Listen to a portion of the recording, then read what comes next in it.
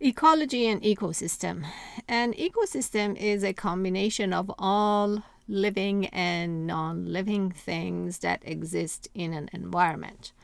And obviously, when all of these components interact with one another, the whole system works. And depending on how living organisms interact with each other and also with the environment, it can affect both the living organisms and the environment. The part of the ecosystem that we're going to focus on here is the energy transfer, the transfer of energy from the system with the living organisms and also in between organisms. So it's more of a question of where the energy comes from, and then how is the energy transferred, who eats whom, who eats what. Which brings us to the discussion of food chains and trophic levels. So a food chain is a linear sequence of organisms through which nutrients and energy pass as one organism eats another. So in a food chain, on the lower level of food chain, are producers. Producers are organisms that can capture inorganic matter and then transform it into an organic form such that the rest of the organisms in the ecosystem can consume. So those organisms at the bottom of the food chain feed the rest of us. That's kind of the opposite of the common language that we have in the food chain, when we also the common conception is that you're at the best position if you're at the top of the food chain. Probably you have most value, but as when we go through this discussion and you learn about transfer of energy, you will see that those on the bottom of the food chain actually are in the best position for survival. So in this example of a trophic levels of a food chain in Lake Ontario, we have green algae at the bottom, which via photosynthesis can capture inorganic energy and transform it into energy in the form of organic matter, which is then fed through the rest of the ecosystem. The mollusks will consume the green algae. These are called primary consumers. Primary consumers that consume the producers are at this level. Then this fish, slimy sculpin, will consume the mollusk. It is at the second level, so we call it a secondary consumer. And then we have the Chinook salmon, which consumes this slimy sculpin, and that's a tertiary consumer, and it's at the top of this food chain. It's at the apex. Now, if you look at an entire larger ecosystem, things actually can be quite complex, which brings us to the concept of a food web. The concept of a food web shows interaction between organisms across different trophic levels. So some species, despite here where we say this is primary, that's secondary, and for example, this mollusk cannot be any other kind of consumer. In a food web, one organism can be at different levels of this food web. So for example, if we take a look at this owl, if you wanted to find out the position of an organism within a food web, you kind of start at the end of the arrow that points to the animal and work your way back. You go one step. This is a primary consumer that feeds on the plants, which are the producers. So therefore, the owl in this case is a secondary consumer. This is primary, that's secondary. Now, the owl can also be a quaternary consumer because you can work your way back. This is 1, 2, and 3.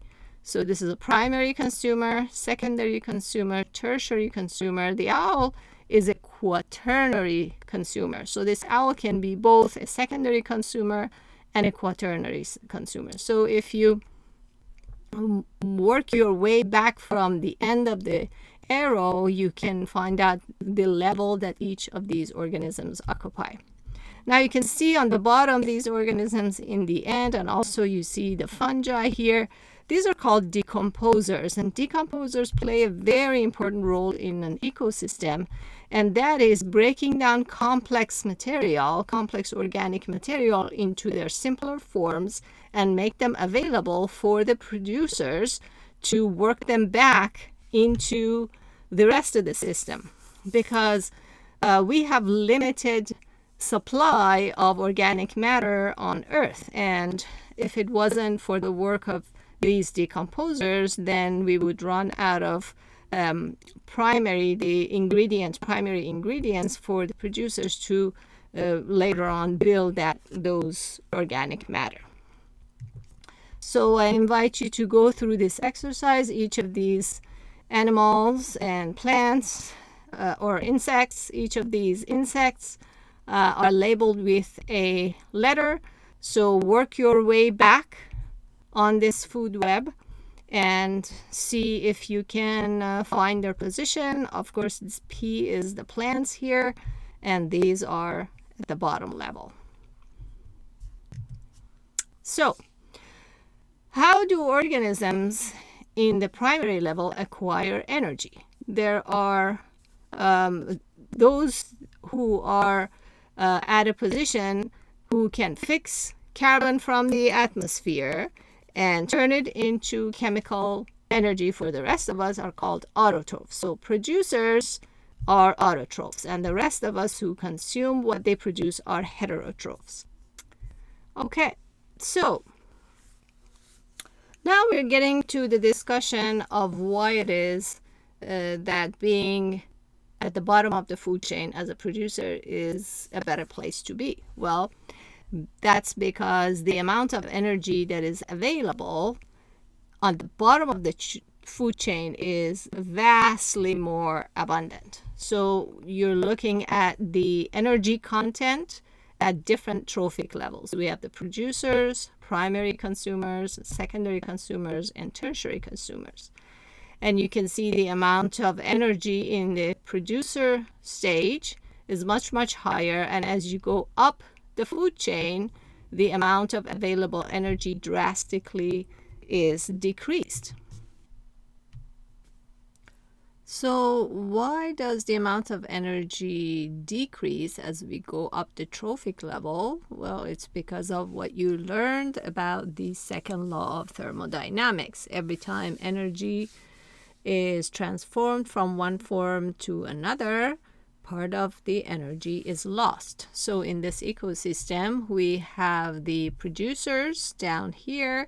If you imagine hypothetically that you have 10,000 kilocalories available at this level, by the time the rabbits, which are the primary consumers, consume the producers, and by the time that energy transfer is performed, a large part of that available energy is lost. And by the time you get to the rabbit, you only have a tenth of that energy left.